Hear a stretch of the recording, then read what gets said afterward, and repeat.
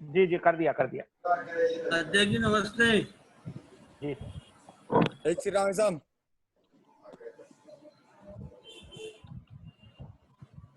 जुड़ गए सांसद जी, जुड़ गए? हाँ जी, सांसद जी जुड़ चुके। शुरू करें? जी। हेलो सबको म्यूट कर दो। नितिन भाई, सबको म्यूट कीजिए। अध्यक्ष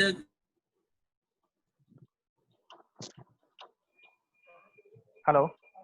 हाँ भारतीय कुंदन भाई। जनता पार्टी, हाँ, भारतीय जनता पार्टी पिछड़ा वर्ग मोर्चा द्वारा आयोजित समाज प्रमुखों की आज उज्जैन संभाग की आगर जिले की बैठक में आप सभी का हार्दिक स्वागत, वंदन, अभिनंदन है। हमारे बीच में हम भारतीय जनता पार्टी पिछड़ा वर्ग मोर्चा के आदरणीय प्रदेश अध्यक्ष श्री भगत सिंह जी कुशवाहा उपस्थित है। उनका हार्दिक हार्दिक स्वागत, वंदन, अभिनंदन है। साथ ही हमारे बीच में आज के मुख्य वक्ता के रूप में माननीय सांसद, सतना से सांसद श्री गणेश सिंह जी भाई साहब जुड़ चुके हैं। उनका भी हार्दिक स्वागत, वंदन, अभिनंदन है।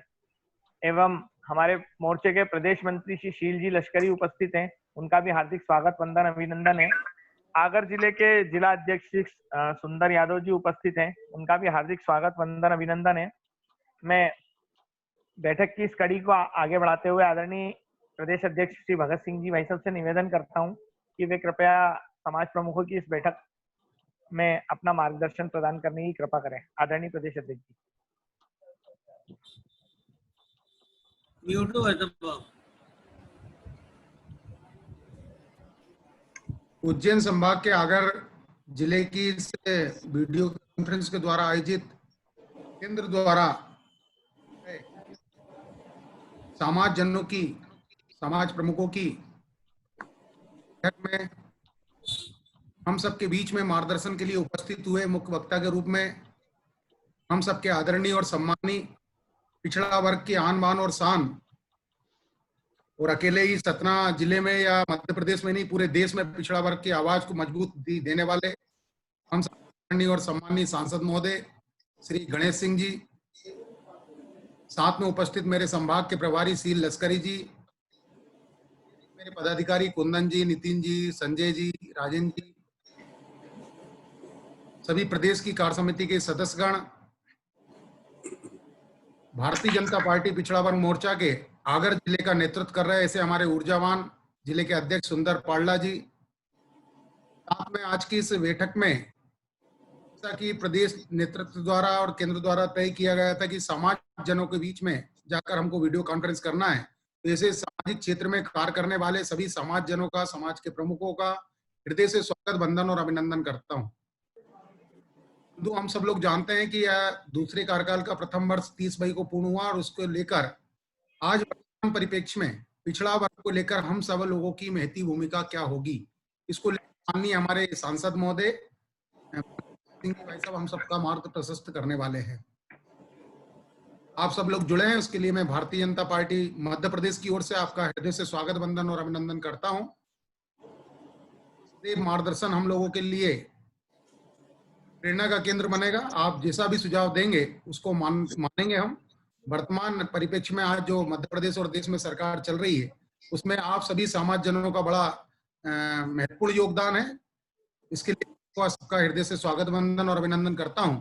और मैं माननीय हमारे सांसद महोदय गणेश सिंह आग्रह करता हूं कि मध्य प्रदेश में वर्तमान परिप्रेक्ष्य को देखते हुए आगर जिले के सभी समाज जनों और हमारे जिले के जुड़े हुए सभी पदाधिकारियों को मार्ग प्रशस्त करें।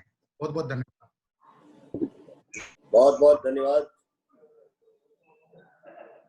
सम्मानित प्रदेश अध्यक्ष जी श्री भगत सिंह जी, प्रदेश के मंत्री श्री शील लश्करी जी,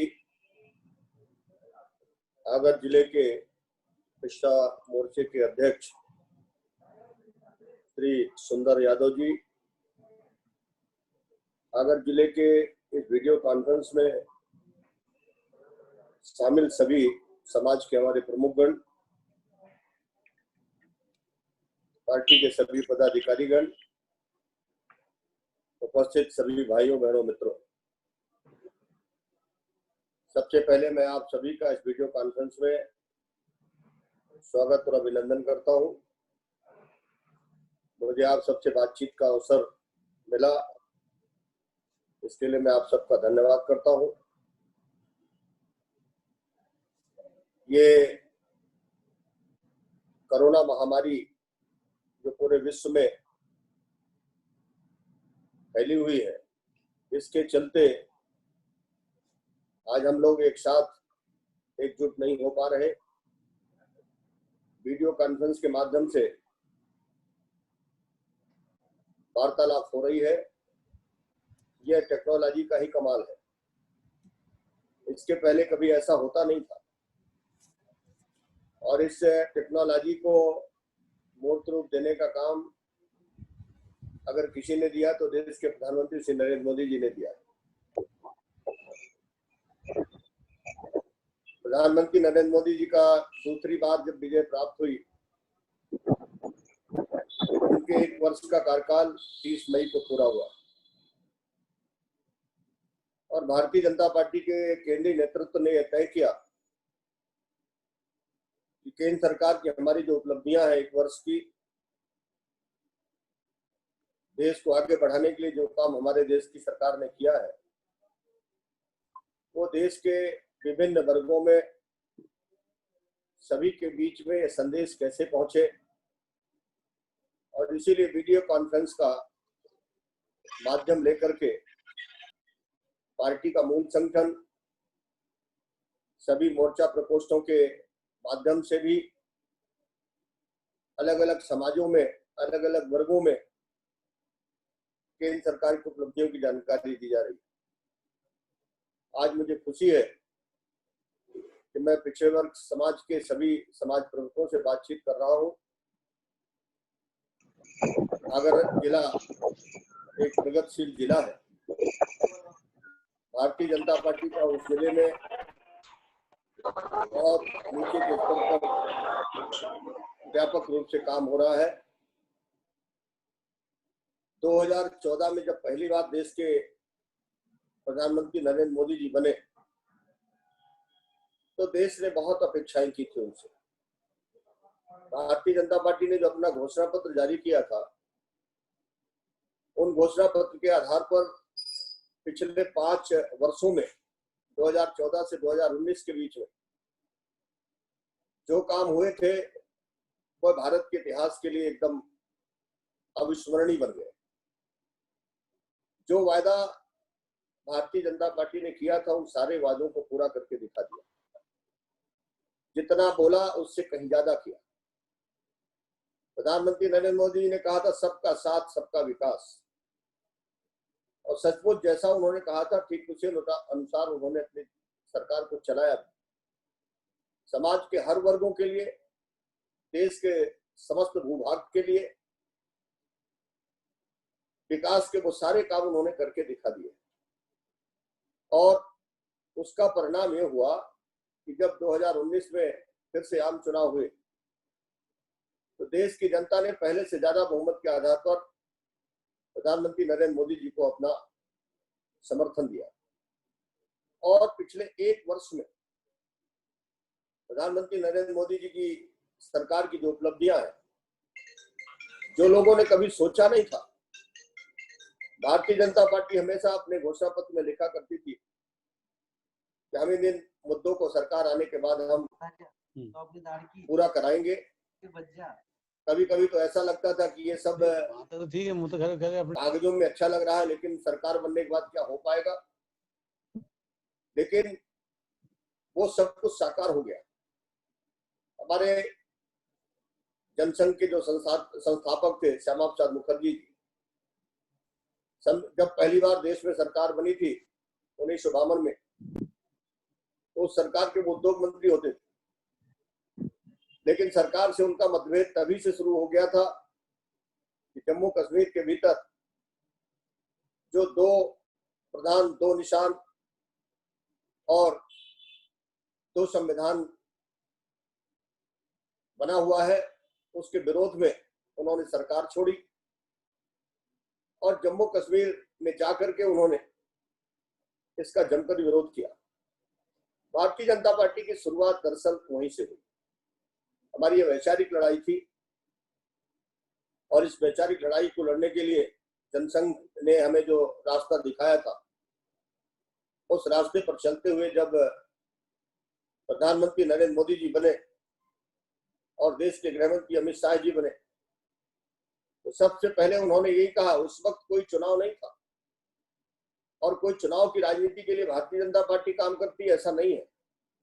हम समाज और देश को बदलने के लिए काम करने आए और उसी के चलते धारा 370 को हटाने का जो अभूतपूर्व निर्णय हुआ, हम लोग संसद में थे उस समय पर, विपक्ष के सांसदों के और वहां पर उपस्थित अन्य लोगों के चर्चा के विषय जब हम लोग सुनते थे तो लोगों को बड़ा आश्चर्य लग रहा था कि कैसे संभव हो सका। और वो संभव ऐसा हुआ कि आज जम्मू कश्मीर में वहां के लोगों में ऐसा उत्साह उनके जीवन में पहली बार देखने को मिला। आज जम्मू कश्मीर पूरा भारत का अखंड भारत का हिस्सा बन चुका है। लगता था कि धारा 370 कभी हट ही नहीं सकती, और उस धारा 370 का असर क्या हुआ, पूरा हमारा कश्मीर का इलाका आतंकवाद का शिकार हो गया, अलगाववाद पैदा हो गया। वहां पर कुछ गिने चुने परिवारों के हाथ में सत्ता रही, जितना पैसा जाता था वो भ्रष्टाचार की भेंट चढ़ता था। जो वहां पर हिंदू सिख जैसे समाज के लोग रहते थे, उनके ऊपर हर रोज अत्याचार होता था। वहां पर जो कश्मीरी पंडित थे, उनको वहां से जाने के लिए मजबूर किया गया, उनके घर परिवार के साथ अत्याचार हुआ और लगातार ये अन्याय वहां पर चलता रहा। लेकिन कांग्रेस की सरकार देश में रही लंबे समय तक, धारा 370 को हटाने का कभी भी हिम्मत नहीं किया, जबकि स्वयं सरदार पटेल जी ने, जवाहरलाल नेहरू जी ने और महात्मा गांधी जी ने खुद इस बात को कहा था कि थोड़े समय बाद धारा 370 जम्मू कश्मीर से हटा दी जाएगी। लेकिन कांग्रेस ने वोट की राजनीति के चलते ये सब नहीं किया। प्रधानमंत्री नरेंद्र मोदी जी का संकल्प था अखंड भारत बनाने का, एक भारत श्रेष्ठ भारत, और उसके चलते उन्होंने ये कठिन निर्णय लिया और भारत के संविधान में जो अस्थायी 370 धारा थी, उसे जम्मू कश्मीर से हटा करके तंत्र बहाल कर दिया। वहां इसके बाद पंचायतों के चुनाव हुए।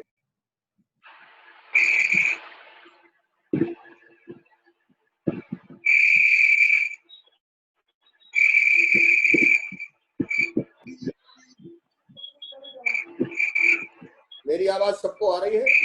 जी भाई साहब आ रही है। नितिन भाई, ये दीपक माली। जम्मू कश्मीर को आज विकास की मुख्य धारा के साथ जोड़ने का काम हो गया। इन 1 वर्षों की उपलब्धि का सबसे बड़ा जो हमारे सामने उपलब्धि थी, वो धारा 370 और 35 को हटाने की थी। दूसरी बड़ी उपलब्धि हमारी नागरिकता संशोधन कानून बनाने की। आजादी के बाद जब देश का बंटवारा हो गया धर्म के आधार पर, पाकिस्तान बन गया, पाकिस्तान के बाद बांग्लादेश बन गया, बांग्लादेश के बाद अफगानिस्तान बन गया, और वहां बड़ी संख्या में हमारे देश से गए हुए हिंदू, सिख, ईसाई, बौद्ध, पारसी, जैन, ये बड़ी संख्या में वहां पर गए थे। लेकिन उनके साथ अत्याचार शुरू हो गया, उनके बहन बेटियों के साथ अपमानजनक व्यवहार होने लगा, उनकी संपत्ति लूटी जाने लगी, उनके धार्मिक स्थानों को तोड़ा जाने लगा। मजबूर होकर के वो भारत में शरण लेने के लिए आए और लगातार ये मामला संसद में चर्चा में रहता रहा। सब दलों के लोग उसको चर्चा तो करते थे, लेकिन नागरिकता संशोधन कानून बनाने के पक्ष में नहीं थे। ये कठिन काम भी अगर किया तो प्रधानमंत्री नरेंद्र मोदी जी ने किया, और नागरिकता संशोधन कानून ला करके उन्होंने एक ऐसा रास्ता प्रशस्त कर दिया जिसमें लाखों ऐसे जो हिंदू शरणार्थी थे, बौद्ध शरणार्थी, ईसाई थे, पारसी थे, उनको भारत के अंदर नागरिकता पाने का पूरा हक मिल गया। इसका भी बड़ा जमकर के विरोध किया कांग्रेस और दूसरे दलों के लोगों ने। ये देश को समस्याओं में उलझे रहना देना चाहते, लेकिन प्रधानमंत्री नरेंद्र मोदी ने और भारतीय जनता पार्टी ने तय किया है कि हम देश को समस्या मुक्त बनाएंगे, कठिन से कठिन समस्याओं का हल भी निकाल सकते हैं। जैसे अभी सुप्रीम कोर्ट का एक फैसला अयोध्या में भगवान श्री राम जन्मभूमि का, कितना कठिन था, कितना इसमें देश तनावपूर्ण स्थिति जी रहा था, करोड़ों हिंदुओं की भावनाओं के साथ खिलवाड़ लगातार होता रहा। प्रधानमंत्री नरेंद्र मोदी जी ने स्पष्ट रूप से देश के लोगों से कहा, हम चाहते हैं कि सरकार इसका फैसला ना करे, हम चाहते हैं या तो आपसी रजामंदी से इस मामले का हल निकल जाए, अगर वो संभव नहीं है तो अदालत के माध्यम से इसका रास्ता तय हो। सुप्रीम कोर्ट को भारत सरकार ने आग्रह किया कि इसकी दिन रात सुनवाई करके और जो भी निर्णय सुप्रीम कोर्ट को ठीक लगे करे। भारत के अंदर, देश के अंदर कानून व्यवस्था बनाए रखने की जिम्मेवारी भारत सरकार की है। अंततः सुप्रीम कोर्ट ने 5 सदस्यों की खंडपीठ गठित किया और उसमें राम मंदिर के मामले में अपना निर्णय सुनाया। निर्णय राम मंदिर के पक्ष में हुआ और उस निर्णय का स्वागत पूरे देश के सभी धर्मों, सभी वर्गों के लोगों ने किया, सभी क्षेत्रों में किया। और आज वही वजह है, कितने वर्षों के इंतजार के बाद राम मंदिर के निर्माण का रास्ता प्रशस्त हो गया, ट्रस्ट बन गया और कल से उसकी शुरुआत भी होगी। ये एक बहुत बड़े उपलब्धि देश के लोगों के लिए है।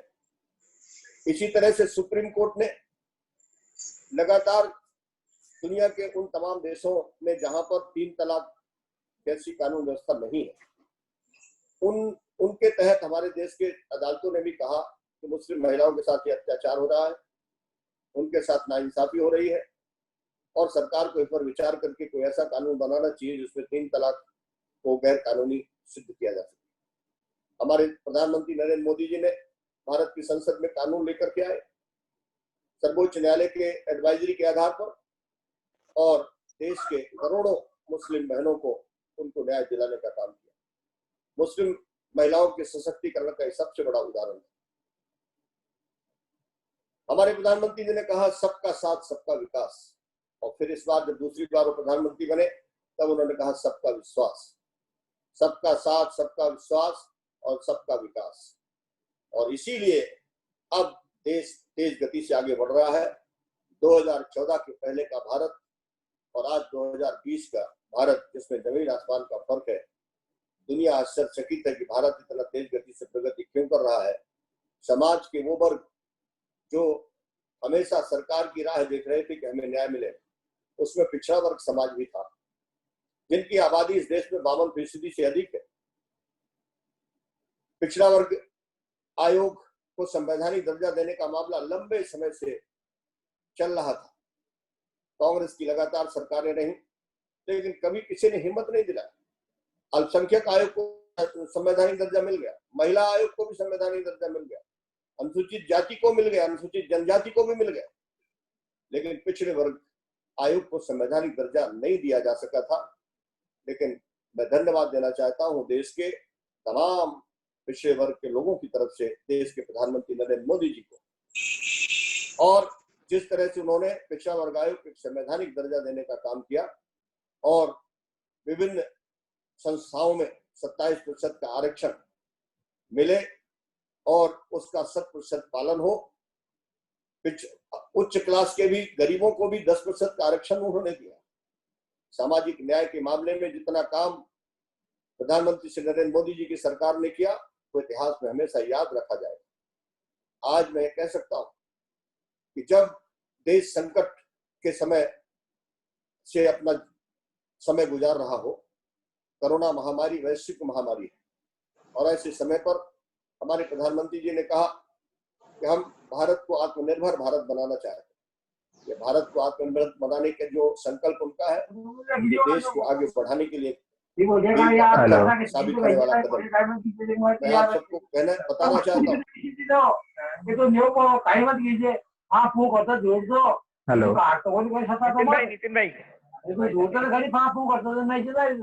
नितिन भाई दिलीप मीणा जी सांसद जी आपकी आवाज नहीं आ रही है। 1 मिनट, वो पीछे से नॉइस आ रहा है, इसलिए सभी लोग अपना म्यूट कर दें। नितिन भाई म्यूट करो जल्दी से। हाँ ये दिलीप मीणा जी को म्यूट कर दो यार, नितिन भाई जरा थोड़ा सा। जी भाई साहब।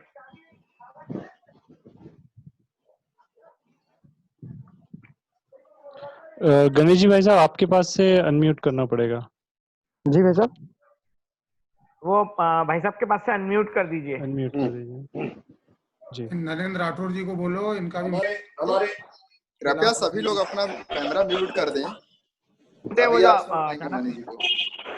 मेरा विशेष आग्रह है, वंदन जी विशेष थोड़ा देखिए। हाँ जी जी, नितिन भाई एक बार देख लीजिए जल्दी से। वीडियो हाँ, कॉन्फ्रेंस एक में जुड़े हुए सभी भाइयों बहनों से मेरा निवेदन है, मेरी बात कहाँ, अब मेरी आवाज आ रही है? जी भाई साहब आ रही जी है। भाई साहब आ रही है आपकी आवाज।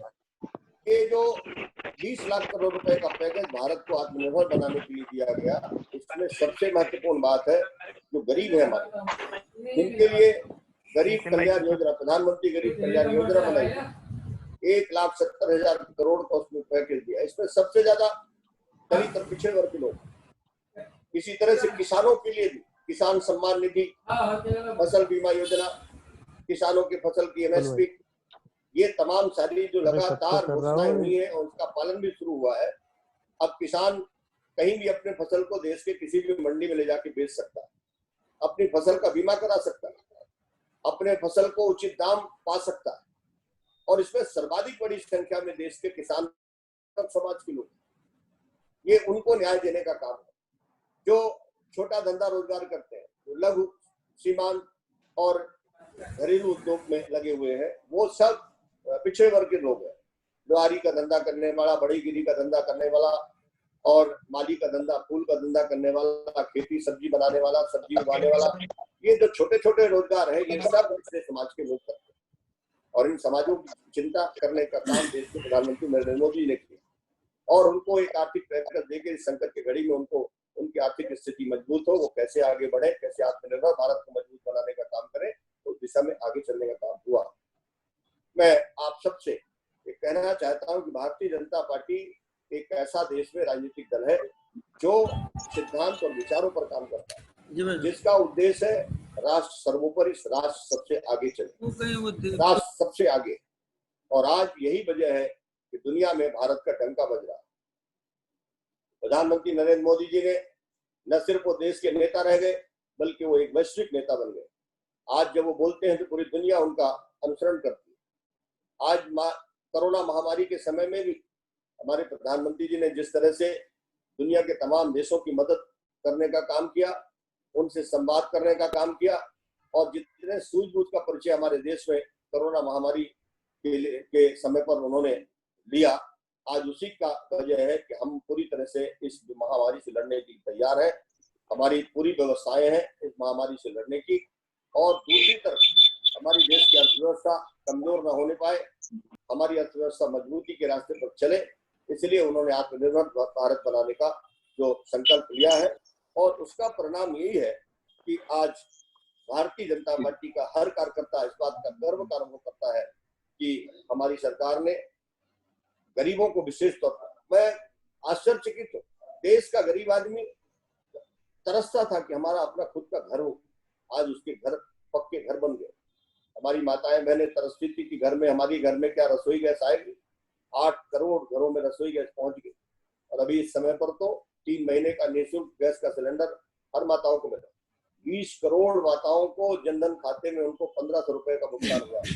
1,70,000 करोड़ रुपए सीधे गरीब के खातों में पहुंचा। लोग जब कहते थे, जब जनधन खाता खोलने की बात प्रधानमंत्री जी ने की, तो कांग्रेस मजाक उड़ा रही थी, दूसरे दल मजाक उड़ा रहे थे, कह रहे थे इससे क्या होने वाला है। लेकिन आज जब देश में लॉकडाउन था, सब कर्मचारी अपने अपने घरों में थे, और वो जनधन का बैंक का जो खाता था, आज उसका कमाल देखने को मिला, जब 1,70,000 करोड़ रुपए सीधे गरीबों के, किसानों के, महिलाओं के, बुजुर्गों के, दिव्यांगों के हाथों में सीधा पहुंचने का काम हो गया। पहले तो उनके प्रधानमंत्री जब राजीव गांधी थे, तब कहते थे कि दिल्ली से चलता है 1 रुपया, लेकिन गांव पहुंचता है 15 पैसे। लेकिन आज 85 पैसे की पहले लूट होती थी, लेकिन आज जब 1 रुपये मोदी जी भेजते हैं तो गरीब के खाते में 100 का 100 पैसा पहुंच रहा है। यही है परिवर्तन, यही है देश को आगे बढ़ाने का सबसे बड़ा रास्ता। आज देश बदल रहा है। हम सबको गर्व है कि प्रधानमंत्री नरेंद्र मोदी जी के नेतृत्व में देश तरक्की के रास्ते पर आगे बढ़ रहा है। आइए हम सब मिल करके देश को आत्मनिर्भर बनाने के लिए, प्रधानमंत्री नरेंद्र मोदी जी के रास्ते पे चलने के लिए हम वचनबद्ध हो, कटिबद्ध हो।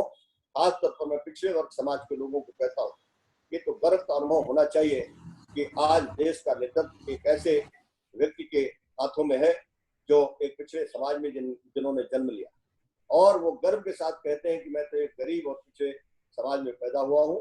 हम सबको निश्चित तौर पर ये ऐसा विषय है जिसको हम आगे जन जन तक पहुंचाने का काम करते रहे, और ये देश प्रधानमंत्री नरेंद्र मोदी जी के नेतृत्व में जिस तेज गति से आगे बढ़ रहा है, हम सबके लिए ये गर्व का विषय है। आइए भारतीय जनता पार्टी को मजबूत बनाने के लिए सब वर्ग और समाज के लोगों को जोड़ने का काम करें। मैं इस अवसर पर पुनः आप सबका बहुत बहुत धन्यवाद करता हूँ। भाई श्री भगत सिंह जी का, श्री शील लचक जी का, और अध्यक्ष आगर के सुंदर यादव जी का, और इस वीडियो कॉन्फ्रेंस में जुड़े हुए सभी समाज के प्रमुख लोगों का बहुत बहुत मैं धन्यवाद करता हूं। उनके प्रति मैं आभार व्यक्त करता हूं, और मैं पुनः आप सबसे यही निवेदन करता हूं कि अपनी एकता और अपनी मजबूती को बनाते और आगे बढ़ाने का काम करें। बहुत बहुत धन्यवाद। अभी हमारे बीच हमारे सांसद जी ने हमारा मार्गदर्शन किया। हम उन्हें विश्वास दिलाते हैं कि आपने जो हमारे केंद्र सरकार ने जो हमारे अच्छे कार्य किए हैं उसको हम जन जन तक पहुंचाएंगे, और भारतीय जनता पार्टी का वर्चस्व पिछड़े मोर्चे में ज़्यादा से ज़्यादा बढ़े, इसका हम आपको भरोसा दिलाते हैं। मैं आभार प्रदर्शन के लिए भाई सुंदर जी को निवेदन करूंगा, जिला अध्यक्ष सुंदर जी को आभार प्रदर्शन करें।